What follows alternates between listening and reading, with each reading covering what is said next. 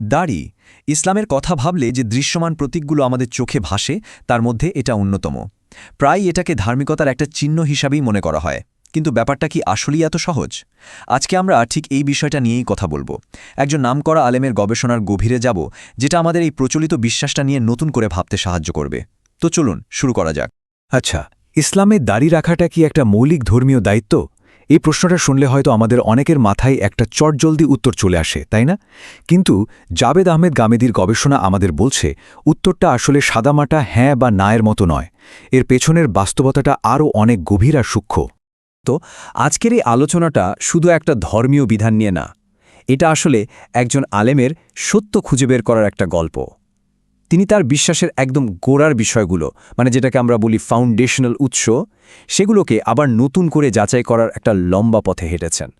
আমরা আজকে সেই পথটাই একটু ঘুরে দেখব।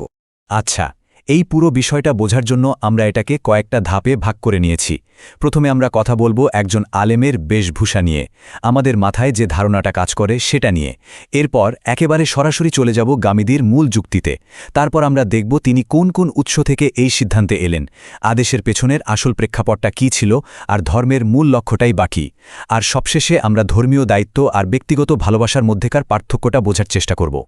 তো চলুন প্রথম পয়েন্টে আসা যাক। দেখুন, সাধারণত আমরা যখন একজন ধার্মিক আলেম বা স্কলারের কথা ভাবি, তখন তার চেহারার সাথে বিশেষ করে দাড়ির একটা গভীর সম্পর্ক খুঁজে পাই। জাবেদ আহমেদ গামেদীর নিজের দাড়ি নেই, আর এই কারণে এই প্রশ্নটা তার কাছে বারবার ঘুরে ফিরে এসেছে। তাকে প্রায়ই যে কথাটা শুনতে হয়েছে সেটা হলো, দাড়ি তো সব নবীদের ঐতিহ্য ছিল, এটা একটা সুন্নাত। তার গবেষণাটা ঠিক এই ধারণাটার গোড়া ধরেই নাড়া দিয়েছে। তিনি প্রশ্ন তুলেছেন, এই ধারণার ভিত্তিটা আসলে কোথায়? আচ্ছা, অনেক ভূমিকা হলো, এবার একদম সরাসরি মূল যুক্তিতে চলে আসি। ব্যাপারটা সহজ করে বুঝার জন্য আমরা প্রথমে তার গবেষণার যে ফাইনাল কনক্লুশন বা সিদ্ধান্ত সেটাই জেনে নেব। তার দীর্ঘ গবেষণার মূল কথাটা হলো, দাড়ি রাখাটা কোনো ধর্মীয় বাধ্যবাধকতা না, মানে এটা ওয়াজিব বা সুন্নাত না, বরং এটা একটা সাংস্কৃতিক প্রথা আর নবীর প্রতি ব্যক্তিগত ভালোবাসা বা অনুরাগের প্রকাশ। তিনি বলছেন, এই সিদ্ধান্তে তিনি এমনি এমনি আসেনি। এর জন্য তিনি ইসলামের একেবারে মৌলিক উৎসগুলো নিয়ে গভীরই বিশ্লেষণ করেছেন। মানে এটা তার ব্যক্তিগত মত না, বরং গবেষণার একটা। এখন এই কথাটা শুনে অনেকেই হয়তো একটু অবাক হতে পারেন, কিন্তু তিনি কেন বা কিভাবে এই সিদ্ধান্তে পৌঁছালেন সেটা বুঝতে হলে আমাদের আগে জানতে হবে তার গবেষণার পদ্ধতিটা কি, মানে তিনি ধর্মীয় উৎসগুলোকে কিভাবে দেখেন আর বিচার করেন। দেখুন, গামেদীর মধ্যে ধর্মীয় বিধানের উৎস মূলত ৩টা, আর এগুলোর মধ্যে একটা লেভেল বা স্তর আছে। একেবারে সবার উপরে হলো কুরআন, এরপর আছে সুন্নাহ, মানে নবীর প্রতিষ্ঠিত জীবন্ত প্র্যাকটিস বা ঐতিহ্য, আর সবশেষে হলো হাদিস, মানে বিভিন্ন মানুষের মাধ্যমে বর্ণিত আলাদা আলাদা ঘটনা। এই ব্যাপারটা বুঝতে এই তুলনাটা খুব সাহায্য করবে। দেখুন, একদিকে কোরআন হল সরাসরি ঈশ্বরের বাণী, একটা কমপ্লিট বই যার প্রেক্ষাপট বা কনটেক্সট খুব পরিষ্কার, আর অন্যদিকে হাদিস হল মানুষের বর্ণনা করা ঘটনা। এগুলো প্রায়ই খণ্ডিত, মানে টুকরো টুকরো, আর সময়ের সাথে সাথে এর আসল প্রেক্ষাপটটা হারিয়েও যেতে পারে। তার যুক্তির জন্য এই দুটো জিনিসের মধ্যে পার্থক্যটা বোঝা কিন্তু খুব জরুরি। তো তার বিশ্লেষণ বলছে, দাড়ি রাখার যে নির্দেশ সেটা ধর্মের সবচেয়ে গুরুত্বপূর্ণ দুটো উৎসে, মানে কোরআন আর প্রতিষ্ঠিত সুন্নাহর মধ্যে নেই। এই নির্দেশটা পাওয়া যায় শুধু তৃতীয় উৎসে, মানে হাদিসে। আর এই কারণে তার মতে এটাকে সম্পূর্ণ ভিন্নভাবে দেখতে হবে। এখন আমরা সেই জায়গাটায় আসছি যেটা আসলে পুরো আলোচনার মোড় ঘুরিয়ে দেয়। যে হাদিসের রেফারেন্স দিয়ে দাড়ি রাখার কথা বলা হয়, তিনি সেটার প্রেক্ষাপটটাকে কিভাবে দেখছেন, চলুন এবার সেটা বুঝি। দাড়ি রাখো, গোঁফ ছোট করো, এই কথাটা আমাদের সবারই খুব চেনা, তাই না? আর এটাই কিন্তু প্রচলিত ধারণার মূল ভিত্তি। কিন্তু গামেদী এখানে একটা প্রশ্ন তুলেছেন, এই নির্দেশের আসল উদ্দেশ্যটা কি ছিল? নবী ঠিক করতে চেয়েছিলেন? এখানে গামেদী একটা আরবি টার্মের দিকে আমাদের মনোযোগ টানছেন, ওয়াজাকতা। সেই সময় আরবে এক ধরনের বিশেষ অহংকারী লোক ছিল, মানে বিশাল বড় গোঁফ রাখা আর দাড়িটা প্রায় ছেঁটে ফেলা। এটাকে তখন দাম্ভিকতা আর মাস্তানির চিহ্ন হিসেবে দেখা হতো। গামেদীর মতে নবীর নির্দেশটা ছিল ঠিক এই অহংকারী চেহারার বিরুদ্ধেই একটা সংশোধনমূলক ব্যবস্থা। আর এটাই তার ব্যাখ্যার সবচেয়ে গুরুত্বপূর্ণ জায়গা। তিনি বলছেন, নবী আসলে দুটো আলাদা ধর্মীয় আইন বানাননি যে একটা দাড়ি রাখার জন্য আর একটা গোঁফ ছাটার জন্য, বরং তিনি একটা সামাজিক সমস্যাকে ঠিক করছিলেন, আর সেটা হলো অহংকারের প্রকাশ। তার মানে এটা দাড়ির জন্য কোনো চিরস্থায়ী নিয়ম ছিল না, এটা ছিল অধ্যত্বের বিরুদ্ধে একটা গাইডলাইন।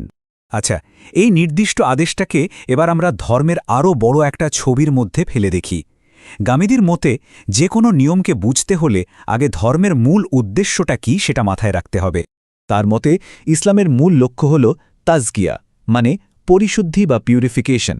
সোজা কথায় মানুষের চিন্তাভাবনা, চরিত্র আর কাজকে শুদ্ধ করে তাকে ঈশ্বরের জান্নাতের জন্য উপযুক্ত করে তোলা। ধর্মের সব নিয়মকানুন আসলে এই বড় লক্ষ্যেরই একটা অংশ। এই পরিশুদ্ধির বিষয়টাকে তিনি মূলত তিনটা ভাগে ভাগ করেছেন। একটা হলো শরীরের পরিশুদ্ধি, দ্বিতীয়টা খাবার আর পানীয়ের, আর তৃতীয়টা হলো নৈতিক পরিশুদ্ধি। এখন ওই যে ওয়াজাকাতা বা অহংকারী চেহারার বিরুদ্ধে যে নির্দেশটা ছিল, সেটা সরাসরি এই ৩ নম্বর পয়েন্টের সাথে জড়িত, অর্থাৎ নৈতিক পরিশুদ্ধি। কারণ অহংকার তো একটা মারাত্মক নৈতিক সমস্যা, যেটা মানুষের আত্মাকে নষ্ট করে দেয়। আমরা আলোচনার প্রায় শেষ দিকে চলে এসেছি। এখন পুরো যুক্তিটাকে একটা পরিষ্কার পার্থক্যের মাধ্যমে সামারি করা যাক। পার্থক্যটা হলো, একটা কাজ ধর্মীয় দায়িত্ব হিসেবে করা আর আরেকটা কাজ ভালোবাসা বা অনুরাগ থেকে করার মধ্যে তফাৎটা কোথায়। এই বিষয়টা এখানে খুব সুন্দরভাবে বোঝানো হয়েছে। দেখুন, ধর্মীয় দায়িত্ব বা অব্লিগেশন আসে সরাসরি কুরআন আর সুন্নাহ থেকে, যেটা সবার জন্য জরুরি, আর অন্যদিকে ভালোবাসার প্রকাশটা আসে নবীর প্রতি ব্যক্তিগত অনুরাগ থেকে। এটা একটা পার্সোনাল চয়েস, যেমন ধরুন তার মতো করে পোশাক পরা বা তার কথা বলার ধরনটা অনুকরণ করা। তাহলে এই পুরো বিশ্লেষণ থেকে যেটা দাঁড়ায় তা হলো, দাড়ি রাখাটা কোনো বাধ্যতামূলক ধর্মীয় দায়িত্বের মধ্যে পড়ে না, বরং এটা নবীর প্রতি ভালোবাসা আর সম্মান দেখানোর একটা উপায় হতে পারে। তার মানে এই না যে এই দৃষ্টিভঙ্গি দাড়ি রাখাকে অসম্মান করছে, একদমই না।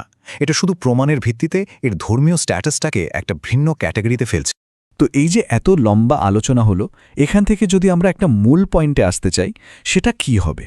সবচেয়ে জরুরি টেকঅওয়েটা হলো, এই মত অনুযায়ী আসল ফোকাসটা দাড়ি বা গোঁফ কতটা লম্বা তার উপর ছিলই না। আসল ফোকাসটা ছিল এর পেছনের নৈতিকতার উপর, মানে বাহ্যিক চেহারার মাধ্যমে অহংকার দেখানো হচ্ছে নাকি বিনয় প্রকাশ পাচ্ছে, এটাই ছিল আসল কথা। সবশেষে এই পুরো আলোচনাটা কিন্তু আমাদের সবার জন্য একটা বড় প্রশ্ন রেখে যায়। আচ্ছা, ধর্মের ক্ষেত্রে কোনটা একদম ঈশ্বরের দেওয়া আইন, কোনটা সময়ের সাথে বদলে যাওয়া সাংস্কৃতিক প্রথা, আর কোনটা নবীর প্রতি ভালোবাসা দেখানোর একটা ব্যক্তিগত উপায়? এই তিনটার মধ্যে লাইনটা ঠিক কোথায় টানা উচিত, এটা নিয়ে কিন্তু ভাবার অনেক সুযোগ আছে। ইসলামে দাড়ি রাখা তো একটা অত্যন্ত পরিচিত দৃশ্য। আমাদের চারপাশে তাকালেই দেখি, অনেকের কাছে এটা ধর্মীয় পরিচয়ের একটা খুব গুরুত্বপূর্ণ অংশ, হয়তোবা ধার্মিকতার প্রতীক। কিন্তু কখনো কি মনে প্রশ্ন জেগেছে, এই যে ধারণাটা, এর ভিত্তি ঠিক কতটা গভীরে? এটা কি আসলেই কোরআন বা নবীর প্রতিষ্ঠিত কোনো বাধ্যতামূলক বিধান, নাকি সময়ের সাথে সাথে গড়ে ওঠা একটা প্রথা? আর এই প্রশ্নটা কিন্তু বেশ সংবেদনশীল, কারণ এটা অনেকের পরিচয়ের সাথে, আবেগের সাথে জড়িয়ে গেছে। তবে ধর্মীয় জ্ঞান অনুসন্ধানের ক্ষেত্রে অনেক সময় আমাদের কিছু প্রচলিত ধারণার শেকড় ধরে একটু টান দিতে হয়। ঠিক। দেখতে হয় যে বিশ্বাসটা আমরা হয়তো প্রজন্মের পর প্রজন্ম ধরে লালন করছি, সেটার মূল উৎসটা ঠিক কী বলছে। একদম। আর সেজন্যই আজকের এই আলোচনাটা।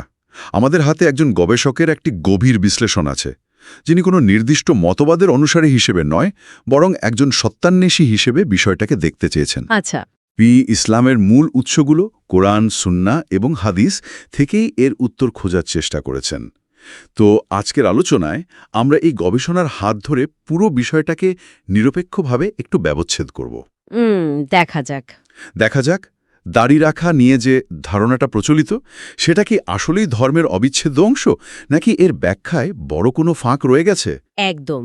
চলুন তাহলে এই অনুসন্ধানের গভীরে প্রবেশ করা যাক। দেখা যাক এই প্রচলিত ধারণার শেকড়টা ঠিক কোথায় গিয়ে ঠেকেছে, আর তার মাটি কতটা শক্ত। আচ্ছা, যে কোনো গবেষণার ক্ষেত্রেই তো তার পদ্ধতি বা মেথোডোলজি খুব গুরুত্বপূর্ণ। এই গবেষক ঠিক কোন পথে হেঁটেছেন এই সিদ্ধান্তে পৌঁছানোর জন্য? কারণ তিনি তো একটা বহু প্রচলিত ধারণাকে চ্যালেঞ্জ করছেন। ঠিক এখানেই তার কাজের স্বাতন্ত্র্য। তিনি কোনো নির্দিষ্ট মাদ্রাসা বা ফিকাহ শাস্ত্রের ঘরানার শিক্ষা বা সিদ্ধান্তকে আগে থেকে সত্য ধরে নিয়ে শুরু করেননি। ওহ, আচ্ছা। তার পদ্ধতি ছিল একেবারে মৌলিক জায়গা থেকে শুরু করা। তিনি নিজেকে একজন সত্যান্বেষী হিসাবে দেখেছেন, যার কাজ হল সরাসরি উৎস থেকে জ্ঞান আহরণ করা। আর ইসলামের ক্ষেত্রে জ্ঞানের মূল উৎস তো তিনটি। সেই তিনটি উৎস কি কি? প্রথম এবং সর্বোচ্চ উৎস হল কোরআন, যা আল্লাহর সরাসরি বাণী। এর ওপরে তো আর কিছু নেই। ঠিক। দ্বিতীয়টি হল সুন্নাহ। এখানে একটু পরিষ্কার করা দরকার, সুন্নাহ বলতে গবেষক বুঝিয়েছেন নবী সাল্লাল্লাহু আলাইহি ওয়াসাল্লাম কর্তৃক প্রতিষ্ঠিত দ্বীনের সেই সব অপরিহার্য এবং চলমান ঐতিহ্য যা মুসলিমরা প্রজন্মের পর প্রজন্ম পালন করে আসছে। যেমন ধরুন 5 ওয়াক্ত নামাজ, রোজা, হজ, যেগুলো ধর্মের স্তম্ভ হিসেবে পরিচিত। একদম, যেগুলো দ্বীনের ভিত্তি। আর তৃতীয় উৎস হল রিওয়ায়াত বা হাদিস, অর্থাৎ নবীর কোনো কথা বা কাজ যা কোনো সাহাবী দেখেছেন বা শুনেছেন এবং পরে অন্যদের কাছে বর্ণনা করেছেন। যুক্তিটা খুব পরিষ্কার। তাহলে এই তিনটি উৎসের প্রথমটা, অর্থাৎ কোরআন, কি বলছে সেখান থেকেই তো শুরু করা উচিত। দাড়ি রাখা বা না রাখা নিয়ে কোরআনে কি কোনো আয়াত আছে? এটাই সম্ভবত সবচেয়ে চমকপ্রদ তথ্য। পুরো কোরআন মজিদে শুরু থেকে শেষ পর্যন্ত দাড়ি রাখা বা কাটার বিষয়ে একটিও শব্দ নেই। একটাও না? না, কোনো আদেশ, উপদেশ বা এমনকি ইশারাও নেই। বিষয়টা নিয়ে কোরআন পুরোপুরি নীরব। পুরোপুরি নীরব, একটাও পরোক্ষ ইঙ্গিত নেই। এটা তো বেশ অবাক করার মতো, কারণ যেটাকে এত বড় একটা ধর্মীয় প্রতীক হিসাবে দেখা হয় সেটার ব্যাপারে প্রধান ধর্মগ্রন্থে কিছুই বলা নেই। তাহলে দ্বিতীয় উৎস, অর্থাৎ সুন্নাহের দিকে যাওয়া যাক। নবীদের যে চলমান ঐতিহ্য, যা ধর্মের ভিত্তি, সেখানে এর অবস্থান কোথায়? গবেষকের বিশ্লেষণ অনুযায়ী দাড়ি রাখা সেই প্রতিষ্ঠিত সুন্নার অংশ নয়। না, অর্থাৎ নামাজ, রোজা বা হজের মতো এটা এমন কোনো বিষয় নয় যা সমস্ত নবীর সময় থেকে চলে আসছে এবং যা নবী মুহাম্মদ সাল্লাল্লাহু আলাইহি ওয়াসাল্লাম দ্বীনের একটি অপরিহার্য অংশ হিসেবে প্রতিষ্ঠা করে গেছেন। এটা সেই ক্যাটেগরির সুন্নাহ নয় যা পালন না করলে দ্বীনের ভিত্তিই দুর্বল হয়ে পড়ে। আচ্ছা, তাহলে তো একটা বড় প্রশ্ন চলে আসে। যদি কোরআন আর প্রতিষ্ঠিত সুন্নাতে এর কথা নাই থাকে, তাহলে কোটি কোটি মুসলিম প্রজন্মর পরপর জন্ম ধরে কেন এটাকে এত গুরুত্ব দিচ্ছে? নিশ্চয়ই এর উৎসটা তৃতীয় স্তরে, হাদিসের বর্ণনায় লুকিয়ে আছে। একদম ঠিক ধরেছেন। পুরো বিতর্কের কেন্দ্রবিন্দুতে রয়েছে একটি নির্দিষ্ট হাদিস, বা আরও নির্দিষ্ট করে বললে কয়েকটি হাদিসের একটা সাধারণ বার্তা। সেই বার্তাটা কি? বার্তাটি হল, তোমরা গোঁফ ছোট রাখো এবং দাড়ি বাড়াও।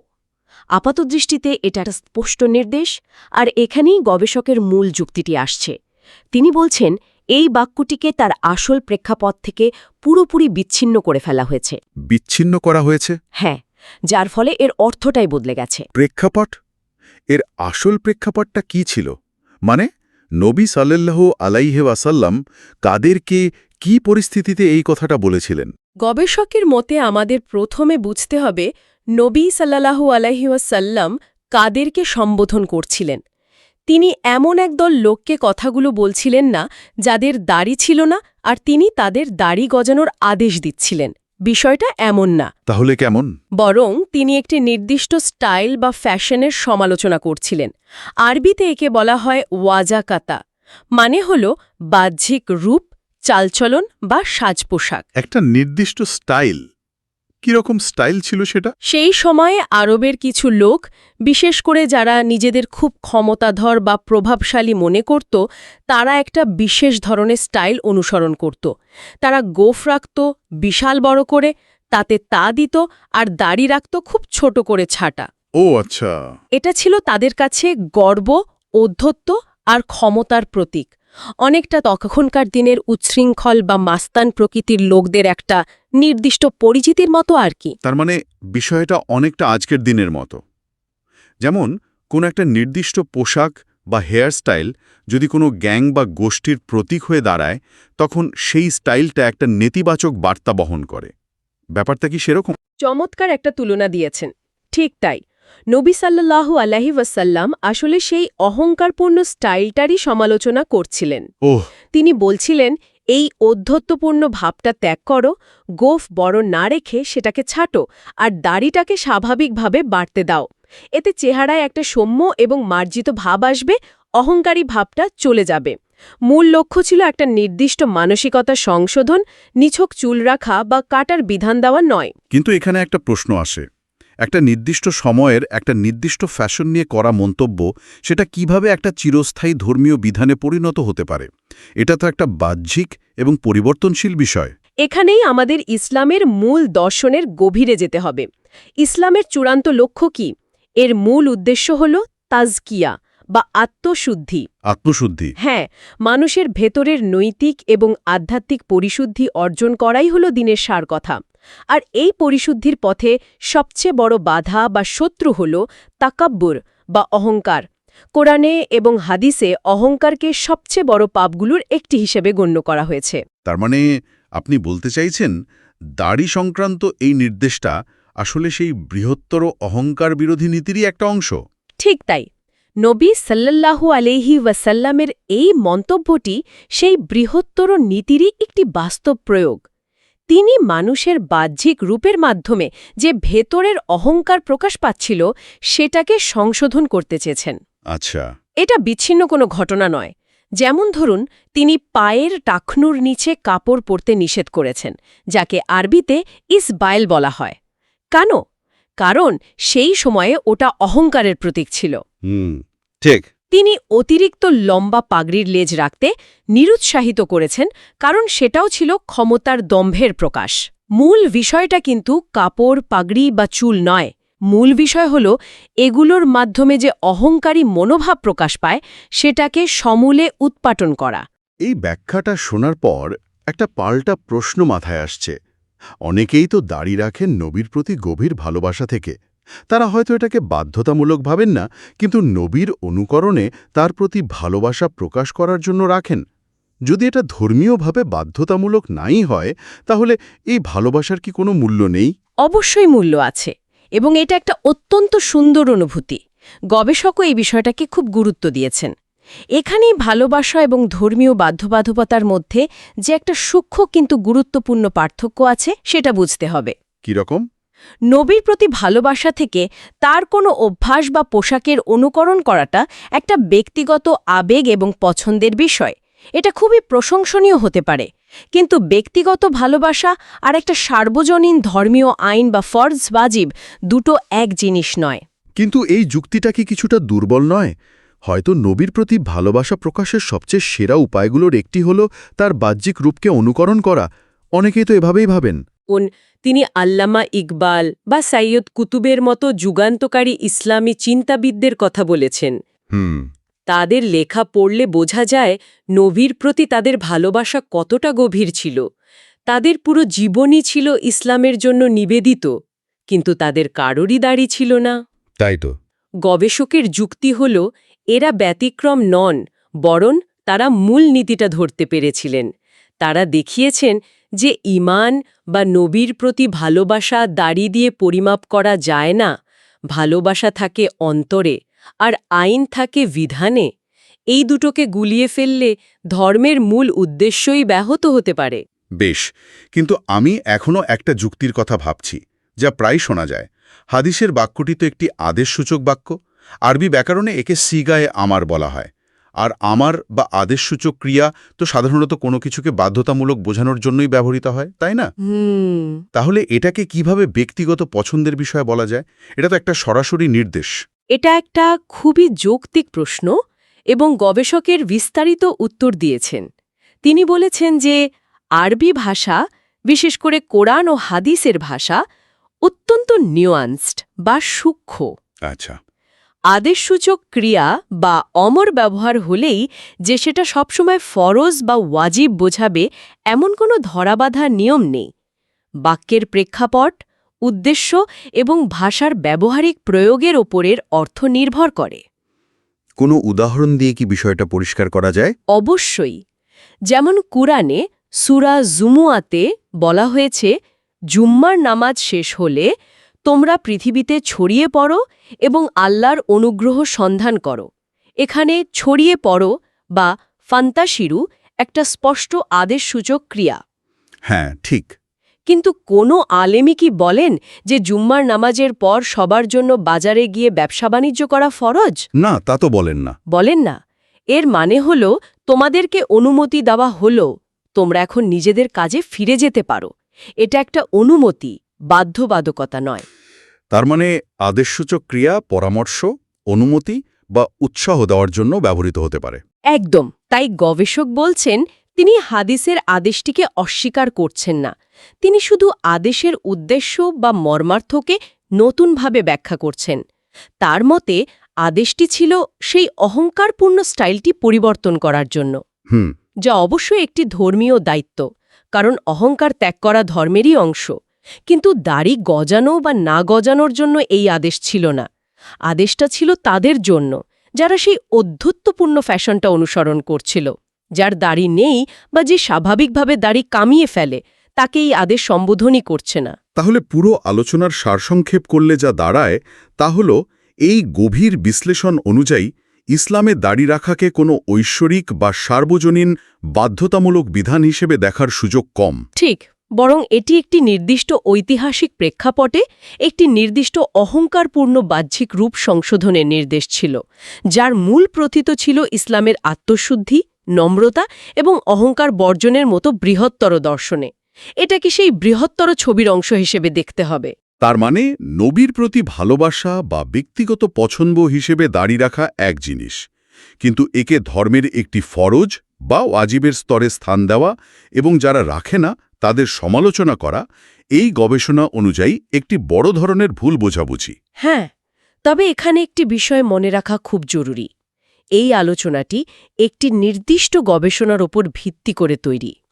এটি একটি ভিন্ন দৃষ্টিভঙ্গি তুলে ধরার প্রচেষ্টা।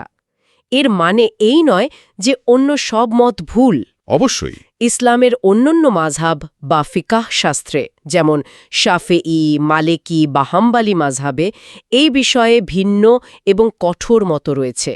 সেই সব আলেমদের জ্ঞান এবং ইজতেহাদকেও সম্মান করা উচিত।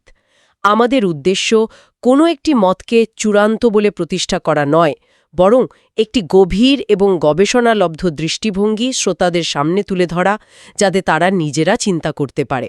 একদমই তাই। আর দাড়ি নিয়ে যে এত বিস্তারিত আলোচনা, এটা আসলে শুধু দাড়ি নিয়েই সীমাবদ্ধ নয়। এটা আমাদের একটা আরও বড়, আরও মৌলিক প্রশ্নের সামনে দাঁড় করিয়ে দেয়। আর সেটাই হয়তো আজকের আলোচনার সবচেয়ে গুরুত্বপূর্ণ শিক্ষা। কি সেই প্রশ্ন? প্রশ্নটা হলো, এই যুগে দাঁড়িয়ে ধর্মীয় জ্ঞান বা উত্তরাধিকার সূত্রে পাওয়া ব্যাখ্যাগুলোকে আমরা কিভাবে গ্রহণ করব। কোনো একটি বিধানের আক্ষরিক এবং বাহ্যিক অনুসরণের চেয়ে তার পেছনের প্রেক্ষাপট, তার মূল উদ্দেশ্য এবং ইসলামের বৃহত্তর নৈতিক দর্শনের সাথে তার সম্পর্ক বোঝা কি বেশি জরুরি নয়? এই প্রশ্নটি আমরা আমাদের শ্রোতাদের জন্য রেখে যেতে চাই আরও গভীর চিন্তার খোরাক হিসেবে।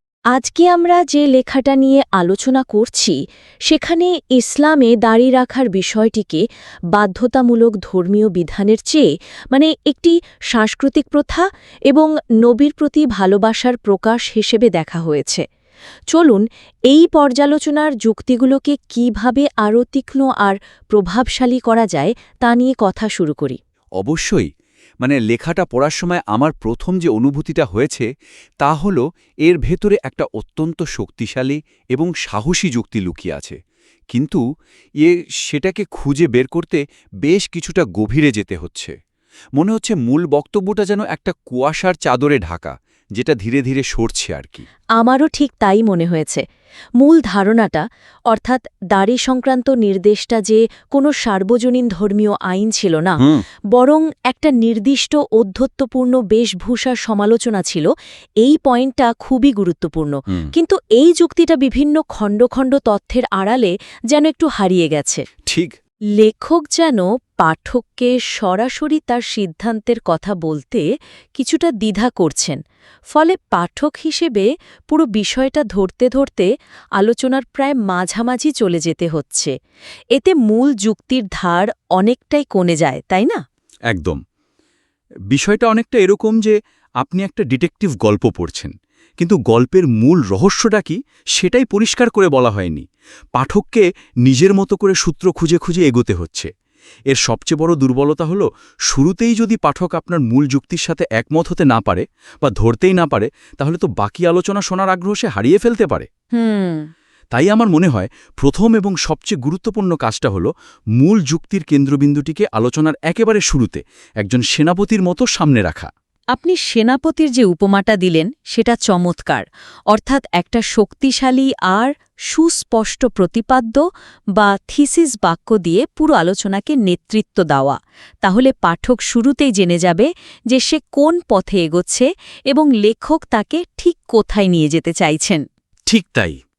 যেমন আলোচনার সূচনাতেই যদি এভাবে বলা হতো, এই আলোচনায় আমরা প্রমাণ করতে চলেছি যে নবী সাল্লাল্লাহু আলাইসাল্লামের দাড়ি সংক্রান্ত নির্দেশটি চুল বা দাড়ি রাখার কোনো সার্বভৌমিক আইন ছিল না, বরং এটি ছিল পারস্যের অনুকরণে করা ঔদ্ধত্যপূর্ণ একটি নির্দিষ্ট বেশভূষার বিরুদ্ধে একটি সুনির্দিষ্ট সমালোচনা, যা বড় গোঁফ এবং ছোট দাড়ির মাধ্যমে প্রকাশ পেত। বাহ! এই একটি বাক্যই কিন্তু পুরো আলোচনার সুরটা বেঁধে দেবে। এবং এর পরের প্রতিটি যুক্তি, যেমন কোরআনের এর উল্লেখ না থাকা বা সুন্নাহর সঠিক সংজ্ঞা, হাদিসের ঐতিহাসিক প্রেক্ষাপট, এই সব কিছুই ওই একটা মূল বাক্যকে প্রমাণ করার হাতিয়ার হিসেবে কাজ করবে। একদম। তখন আর আলোচনাটা বিক্ষিপ্ত মনে হবে না, বরং একটা নিশ্ছিদ্র দুর্গের মতো মনে হবে, যার প্রতিটি ইট একে অপরকে শক্তিশালী করছে। পাঠক তখন আর তথ্য হাতড়ে বেড়াবে না, বরং লেখকের দেখানো পথে হাঁটবে। এই কাঠামোটা আলোচনাকে শুধু শক্তিশালীই করে না, লেখকের আত্মবিশ্বাসকেও প্রকাশ করে। যখন একজন লেখক তার মূল বক্তব্যকে সাহসের সাথে সামনে রাখেন, তখন পাঠকও তাকে গুরুত্বের সাথে নিতে বাধ্য হয়। আচ্ছা, একটা শক্তিশালী যুক্তি দাঁড় করানোর পর তো স্বাভাবিকভাবেই কিছু প্রশ্ন বা পাল্টা যুক্তির জন্ম হয়। আমার মনে হচ্ছে লেখাটিতে সেই পাল্টা যুক্তিগুলোকে সামলানোর পদ্ধতিতেও উন্নতির সুযোগ রয়েছে। আপনি ঠিক জায়গাতেই ধরেছেন। একটা শক্তিশালী যুক্তি দাঁড় করানোর পাশাপাশি সেই যুক্তির সম্ভাব্য দুর্বল জায়গাগুলো চিহ্নিত করা আর সেগুলোকে রক্ষা করার ব্যবস্থা করাও তো সমান গুরুত্বপূর্ণ।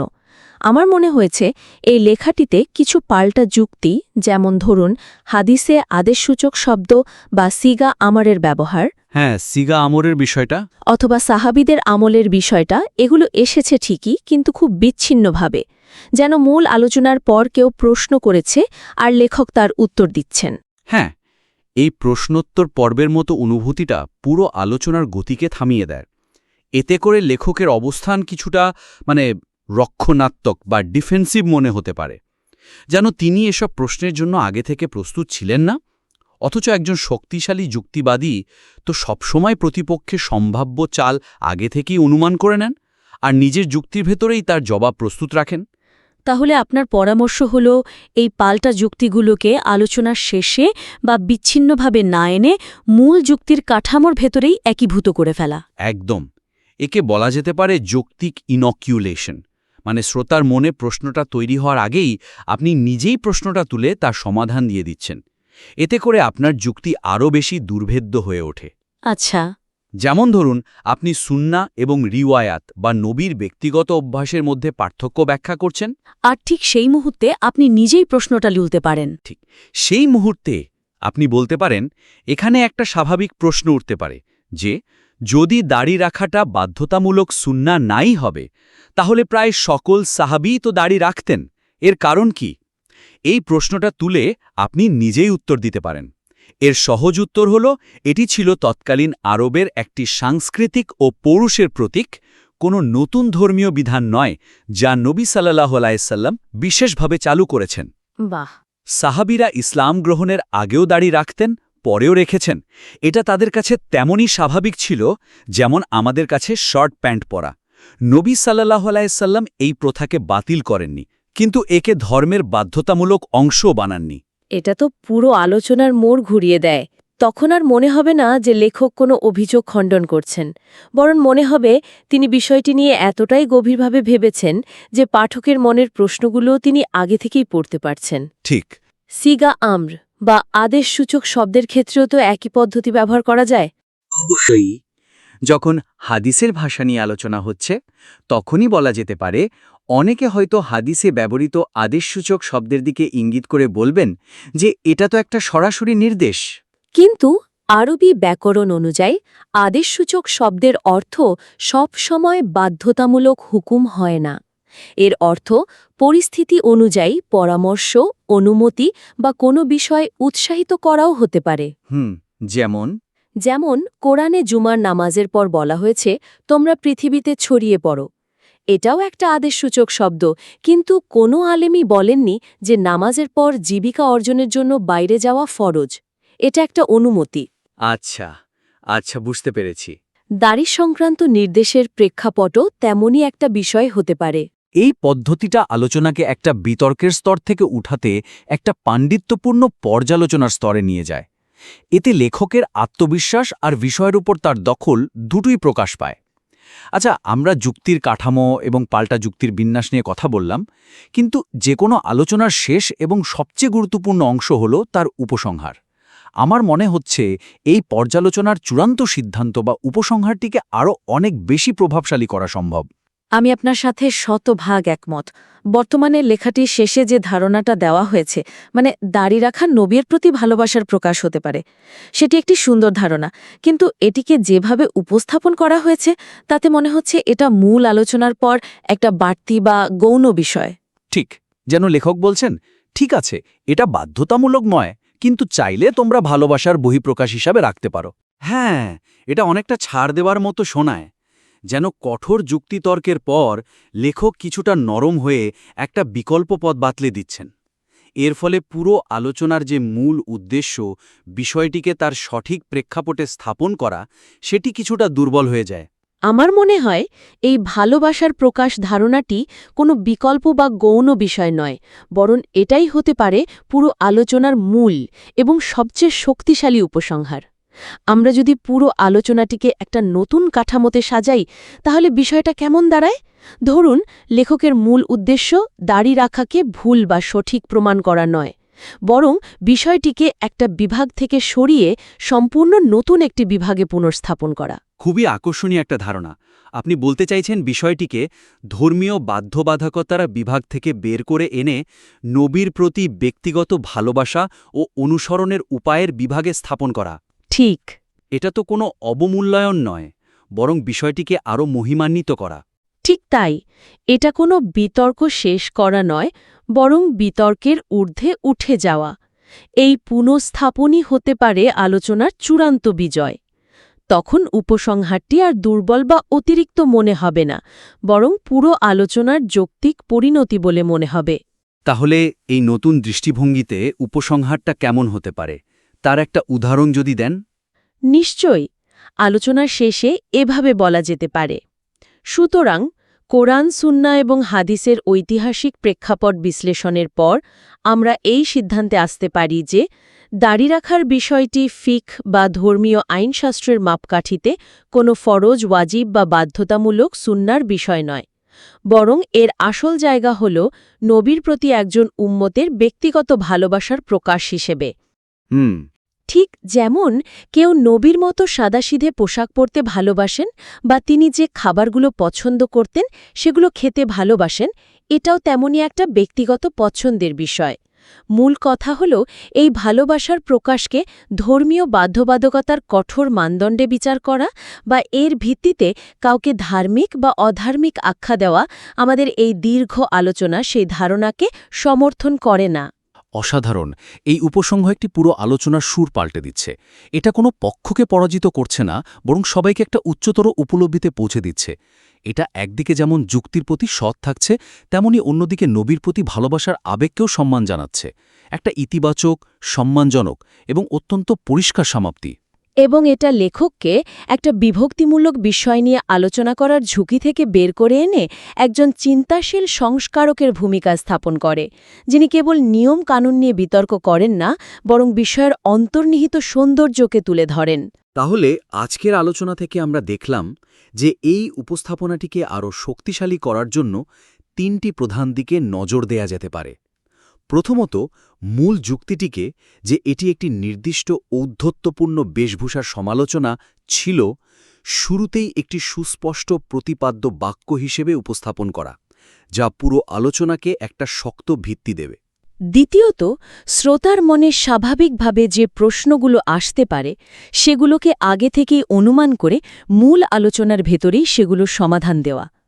এতে করে লেখকের আত্মবিশ্বাস প্রকাশ পাবে এবং যুক্তি আরও নিশ্ছিদ্র হবে।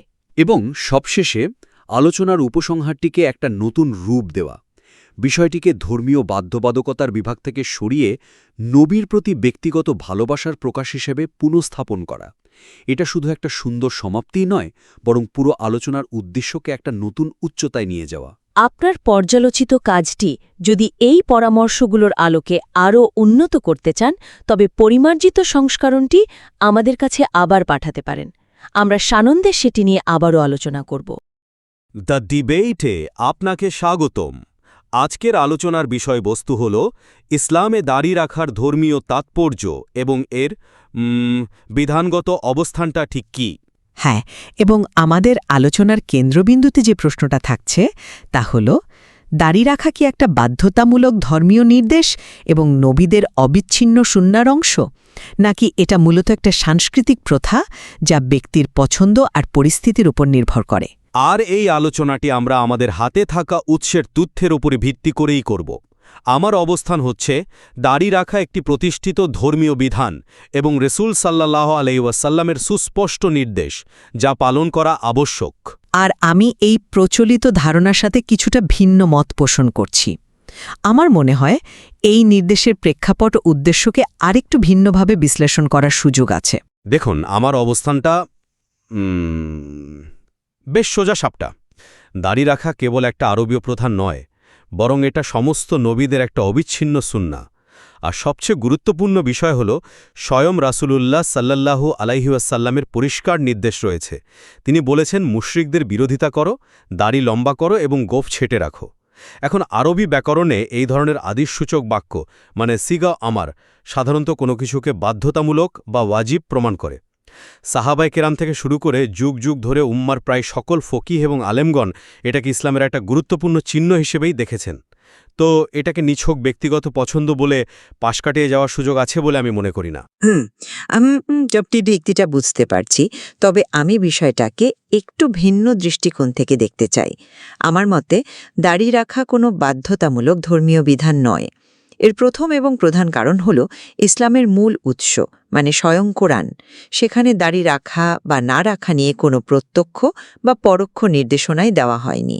দ্বিতীয়ত, যে প্রতিষ্ঠিত সুন্নাহ, ধরুন নামাজ, রোজা বা হজ, যা রাসূল দিন হিসেবে প্রতিষ্ঠা করে গেছেন, দাড়ি কিন্তু ঠিক সেই শ্রেণীর অন্তর্ভুক্ত নয়। হাদিসে যে আদেশটা এসেছে ওটাকে তার প্রেক্ষাপটে বোঝাটা খুব জরুরি। তৎকালীন আরবে কিছু সম্প্রদায় ছিল যারা বড় গোঁফ আর ছোট দাড়ি রাখাকে এক ধরনের অহংকার আর অশালীনতার প্রতীক হিসেবে ব্যবহার করত। আমার ধারণা রাসূল সাল্লাল্লাহু আলাইহি ওয়াসাল্লাম সেই নির্দিষ্ট ভঙ্গিটাকেই সংশোধন করার নির্দেশ দিয়েছিলেন। দাড়ি রাখার কোনো চিরস্থায়ী সাধারণ বিধান জারি করেননি। তাই আমি মনে করি এটা দিনের বাধ্যতামূলক অংশ নয়, বরং নবীর প্রতি ভালোবাসা প্রকাশের একটা ব্যক্তিগত এবং অবশ্যই প্রশংসনীয় উপায় হতে পারে। কিন্তু আপনি যে প্রেক্ষাপটের কথা বলছেন, ইসলামী উসুল আল ফিক বা আইনশাস্ত্রের মূলনীতি অনুযায়ী নবীর একটা সুস্পষ্ট আদেশকে কি শুধুমাত্র প্রেক্ষাপটের দোহাই দিয়ে দুর্বল করে দেওয়া যায়? আদেশ মানে তো আদেশই, আর এটাকে তো মুসলিম পুরুষের জন্য একটা পরিচায়ক চিহ্ন হিসাবেও দেখা হয়। আপনি যখন বলছেন এটা একটা নির্দিষ্ট ভঙ্গির সংশোধন ছিল, তখন কি আপনি এই আদেশের যে ইউনিভার্সালিটি বা সার্বভৌমিকতা সেটাকে অস্বীকার করছেন না? দেখুন, আমি আদেশের গুরুত্বকে অস্বীকার করছি না, বরং এর প্রকৃতিটা নিয়ে প্রশ্ন তুলছি। আপনি সিগা, অমর বা আদেশসূচক বাক্যের কথা বললেন। আচ্ছা, প্রত্যেকটা আদেশসূচক বাক্যই কি ওয়াজিব বা বাধ্যতামূলক বোঝায়? যেমন ধরুন, কোরআনে জুমার নামাজের পর বলা হয়েছে, নামাজ শেষ হলে তোমরা পৃথিবীতে ছড়িয়ে পড়ো এবং আল্লাহর অনুগ্রহ সন্ধান করো। এটাও তো একটা আদেশসূচক বাক্য। কিন্তু কোনো ফকিহ কি কখনো বলেছেন যে জুমার পর ব্যবসা বাণিজ্যের জন্য বেরিয়ে পড়াটা বাধ্যতামূলক? কেউই বলেননি। তাই আমাদের দেখতে হবে নির্দেশের আসল উদ্দেশ্যটা কি। দিনের মূল উদ্দেশ্য হচ্ছে তাজকিয়া বা আত্মশুদ্ধি, যা শরীর, খাদ্য এবং নৈতিকতার শুদ্ধতার সাথে সম্পর্কিত। আমার মতে রাসূলের নির্দেশের মূল লক্ষ্য ছিল অহংকারের মতো একটা নৈতিক ত্রুটির সংশোধন, যা সে সময়কার বাহ্যিক বেশভূষায় প্রকাশ পাচ্ছিল। মূল ফোকাসটা ছিল ভেতরের অহংকার, বাইরের দাড়ি নয়। আপনার উদাহরণটা ইন্টারেস্টিং। কিন্তু জুমার নামাজের পরের আদেশের প্রেক্ষাপট আর দাড়ি রাখার আদেশের প্রেক্ষাপট কি এক হল? দাড়ি রাখার নির্দেশটা সরাসরি মুশরিকদের থেকে ভিন্ন হওয়ার সাথে যুক্ত করা হয়েছে, যা এটাকে একটা পরিচয়ের প্রতীকে পরিণত করে। আর আপনি তাজকিয়ার কথা বলছেন।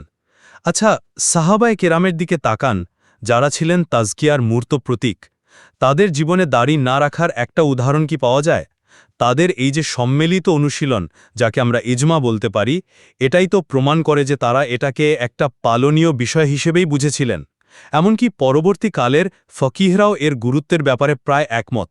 এখানে আমার একটা প্রশ্ন আছে, এই যে সাহাবারা দাড়ি রাখতেন, এটা কি ইসলামের বিধান হিসাবেই শুরু হয়েছিল, নাকি এটা তাদের সংস্কৃতির একটা স্বাভাবিক অংশ ছিল? মানে রাসূল সাল্লাল্লাহু তো নবুয়ত প্রাপ্তির আগেও দাড়ি রাখতেন এবং আরবের মানুষেরা মুসলিম হওয়ার আগেও দাড়ি রাখত। সাহাবারা তো ইসলাম গ্রহণের পর নতুন করে দাড়ি রাখা শুরু করেননি, এটা ছিল তাদের জন্য একরকম ডিফল্ট সেটিং। সেক্ষেত্রে তাদের অনুশীলনকে কি একটা ধর্মীয় বাধ্যবাধকতার প্রমাণ হিসাবে দেখা যায়, নাকি এটা তৎকালীন আরবের একটা সাধারণ সামাজিক রীতির প্রতিফলন? কিন্তু একটা সাধারণ রীতিকে যখন নবিসা বিশেষভাবে পালন করতে বলেন এবং সেটাকে কাফের মুশরিকদের থেকে ভিন্নতার চিহ্ন হিসাবে নির্ধারণ করে দেন, তখন কি এটা সাধারণ রীতি থাকে? তখন তো সেটা ধর্মীয় তাৎপর্য লাভ করে। মানে তিনি একটা প্রচলিত প্রথাকে ইসলামের প্রতীকে রূপান্তরিত করেছেন। যেমন ধরুন কাবাঘর, এটা তো আগে থেকেই ছিল, কিন্তু ইসলাম সেটাকে একটা নতুন এবং পবিত্র তাৎপর্য দিয়েছে। চমৎকার পয়েন্ট। তবে রাসূল তো অনেক সময়ে তাৎক্ষণিক পরিস্থিতিতে কিছু নির্দিষ্ট গোষ্ঠীর ভুল প্রথা বা বেদাতের বিরোধিতা করতে বলেছেন। যেমন ধরুন, ইহুদিদের একটি প্রথার বিরোধিতা করতে তিনি সাহাবাদের চুলে রং করার কথা বলেছেন, বা জুতা পরে নামাজ পড়ার অনুমতি দিয়েছেন, কারণ তারা দিত না। এর মানে কি এই যে এই কাজগুলো এখন আমাদের জন্য স্থায়ী ধর্মীয় বিধান হয়ে গেছে? আমরা তো এগুলোকে সেভাবে দেখি না। তাহলে দাড়ি রাখার নির্দেশটা কেন ভিন্ন হবে? আমার যুক্তি হল, এটাও ছিল একটা নির্দিষ্ট অহংকারপূর্ণ ভঙ্গির সংশোধন, যা সময়ের সাথে সাথে তার বাধ্যবাধকতা হারিয়েছে এবং এখন একটা ঐচ্ছিক কিন্তু উত্তম আমল হিসেবে টিকে আছে। আমি আপনার এই তুলনার সাথে ঠিক একমত হতে পারছি না, কারণ দাড়ি রাখার বিষয়টিকে হাদিসে ফিতরাত বা মানুষের স্বভাবজাত প্রকৃতির অংশ হিসেবে উল্লেখ করা হয়েছে। এর সাথে গোঁফ ছাটা, নখ কাটার মতো বিষয়গুলো আছে। আপনি যে জুতা পরে নামাজ পড়া বা চুলে রং করার উদাহরণ দিলেন, সেগুলোকে তো আর ফিতরাতের অংশ বলা হয়নি। এই পার্থক্যটা কি গুরুত্বপূর্ণ নয়? এটা দাড়ি রাখাকে একটা নিছক সাংস্কৃতিক নির্দেশের চেয়েও গভীর এবং মৌলিক কিছু সাথে যুক্ত করে। আপনি ফিতরাতের বিষয়টা তুলে এনে আলোচনাকে আরও গভীর করেছেন। এটা ঠিক যে দাড়িকে ফিতরাতের অংশ বলা হয়েছে, কিন্তু ফিতরাতের অন্তর্ভুক্ত প্রত্যেকটা কাজের বিধানগত মর্যাদা কি এক? যেমন নখ কাটা বা পরিষ্কার থাকাটা অত্যন্ত গুরুত্বপূর্ণ, কিন্তু দাড়ি রাখার বিধান নিয়ে তো ফকিহদের মধ্যেই কিছুটা মত পার্থক্য রয়েছে। শাফি বা মালিকি মাযহাবের কিছু দৃষ্টিভঙ্গিতে এটাকে সুন্নাতে মুয়াক্কাদা বা অত্যন্ত গুরুত্ববহ সুন্না বলা হয়েছে, কিন্তু সরাসরি ওয়াজিব না বলার মতামতও পাওয়া যায়। ফকিহদের মধ্যে এই যে সামান্য হলেও মতের ভিন্নতা, এটাই তো প্রমাণ করে যে বিষয়টা নামাজ বা রোজার মতো অকাট্যভাবে বাধ্যতামূলক নয়। ফকিরদের মধ্যে যে সামান্য মতপার্থক্য আছে, তা এর মূল গুরুত্বকে কমিয়ে দেয় না। জমহুর ওলামা বা অধিকাংশর মত হল এটা ওয়াজিব। আর আমি আবার আগের কথায় ফিরে আসি, নবীর প্রতি ভালোবাসার বহির্প্রকাশ ঘটানো আর তার নির্দেশ পালন করা, এ দুটো তো এক জিনিস নয়। এটাকে কেবল ভালোবাসার প্রকাশ বললে এর ধর্মীয় গুরুত্বকে আসলে খাটো করা হয়। আল্লাহ রাসূলের প্রতি প্রকৃত ভালোবাসা তো তার বেগ অনুগত আনুগত্যের মাধ্যমেই প্রকাশ পায়। কোরআনও তো তাই বলে, বলো যদি তোমরা আল্লাহকে ভালোবাসো তবে আমাকে অনুসরণ করো। আমি আপনার কথার সাথে একমত যে ভালোবাসা আনুগত্য দাবি করে, কিন্তু আনুগত্যের ধরন আছে। কিছু বিষয় আছে বাধ্যতামূলক, আর কিছু আছে ঐচ্ছিক কিন্তু অত্যন্ত সওয়াবের। আমি দাড়ি রাখার গুরুত্বকে খাটো করছি না, বরং সঠিক শ্রেণীতে ফেলার চেষ্টা করছি। এটা অবশ্যই নবীর প্রতি ভালোবাসা প্রকাশের একটা চমৎকার মাধ্যম, কিন্তু ভালোবাসা আর আইনি বাধ্যবাধকতাকে গুলিয়ে ফেললে সমস্যা হয়। ইতিহাসে তো অনেক বড় বড় ইসলামী ব্যক্তিত্বের উদাহরণ পাওয়া যায়। যেমন ধরুন, বিংশ শতাব্দীর অন্যতম প্রভাবশালী ইসলামী চিন্তাবিদ সৈয়দ কুতুব। তিনি দাড়ি রাখতেন না, কিন্তু দিনের প্রতি তার আন্তরিকতা বা অবদান নিয়ে তো কোনো প্রশ্ন তোলা যায় না। আপনার কাঠামোতে তাকে কিভাবে ব্যাখ্যা করবেন? তিনি কি নবীর নির্দেশ অমান্যকারী ছিলেন? দেখুন, কোনো নির্দিষ্ট ব্যক্তির আমল দিয়ে তো দিনের সাধারণ বিধান নির্ধারিত হয় না। তিনি যত বড় মাপের মানুষই হন না কেন, আমরা বিধান গ্রহণ করি কোরআন, সুন্নাহ এবং সাহাবাদের জীবন থেকে, কোনো একক ব্যক্তির ব্যক্তিগত জীবন থেকে নয়। সৈয়দ কুতুব বা অন্য কারো ব্যক্তিগত সিদ্ধান্তের কারণ আমরা জানি না, এবং তা নিয়ে বিচার করারও আমরা কেউ নই। কিন্তু একটা ব্যতিক্রম দিয়ে তো কায়দাকে ভুল প্রমাণ করা যায় না। কায়দা হলো রাসূল সাল্লাল্লাহু আলাইহি সাল্লাম আদেশ দিয়েছেন এবং সাহাবারা তা পালন করেছেন। এটাই আমাদের জন্য মূল ভিত্তি। আমি তাকে ব্যতিক্রম হিসেবে দেখাচ্ছি না, বরং একটা উদাহরণ হিসাবে তুলে ধরছি যে বিষয়টি নিয়ে ভিন্ন বোঝাপড়ারও সুযোগ আছে।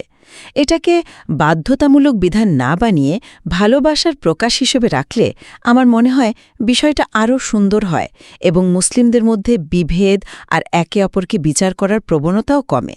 যখনই আমরা কোনো ঐচ্ছিক বিষয়কে বাধ্যতামূলক বানিয়ে ফেলি, তখনই দিনের যে প্রশস্ততা সেটা সংকুচিত হয়ে যায়। স্পষ্ট করতে চাই, রসুল সাল্লাল্লাহু আলাইহি সাল্লামের সুস্পষ্ট আদেশ, সাহাবায়ে কেরামের নিঃশর্ত আমল এবং উম্মার দীর্ঘদিনের চর্চা ও অধিকাংশ আলেমের মতামত থেকে এটাই প্রতীয়মান হয় যে দাড়ি রাখা একটি গুরুত্বপূর্ণ ধর্মীয় বিষয়। এটি মুসলিম পুরুষের পরিচয়ের অংশ এবং একটি পালনীয় বিধান যা নিছক ব্যক্তিগত পছন্দের উপর ছেড়ে দেওয়া যায় না। অন্যদিকে আমার আলোচনার সারসংক্ষেপ হল, কোরআনে এই বিষয়ে কোনো নির্দেশনা না থাকা, এটি নামাজের মতো প্রতিষ্ঠিত ও অবিচ্ছিন্ন সুন্নার অংশ না হওয়া এবং হাদিসের আদেশের প্রেক্ষাপট বিবেচনা করলে স্পষ্ট হয় যে এটি একটি সার্বজনীন এবং চিরস্থায়ী ধর্মীয় বাধ্যবাধকতা নয়, বরং এটা ছিল একটা নির্দিষ্ট অশালীন ভঙ্গির সংশোধন এবং নবীর প্রতি ভালোবাসা ও তাকে অনুকরণের একটি প্রশংসনীয় উপায়, যা পালন করা উত্তম কিন্তু বর্জন করা পাপ নয়।